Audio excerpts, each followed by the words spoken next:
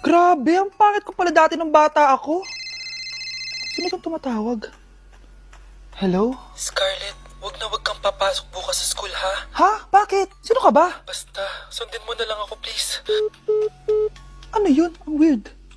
Oh anak, hindi ka pumasok? Opo Nay. Masakit po yung pagkaramdam ko eh. Pagaling ka anak ha? Anak, yung school mo, nasusunog. Nasusunog, Nay? Totoo nga yung sinasabi ng caller kanina. Grabe, buti na lang anak hindi ka pumasok sa school ngayon. Sino na naman tumatawag na to? Hello? Sino to? Scarlett, wag kang matutulog ngayong gabi, ha? Ikaw na naman? Paano mo nalalaman yung mga yan ha? Scarlett, please, sundin mo na... Anak, matutulog na ako ha? Ikaw din, huwag ka na magpuyat. Sige po, Nay. Tatapusin ko lang po itong pinapanood ko. Kung hindi ako matutulog, ano namang gagawin ko buong gabi? Matutulog na lang ako. Baka niloloko lang ako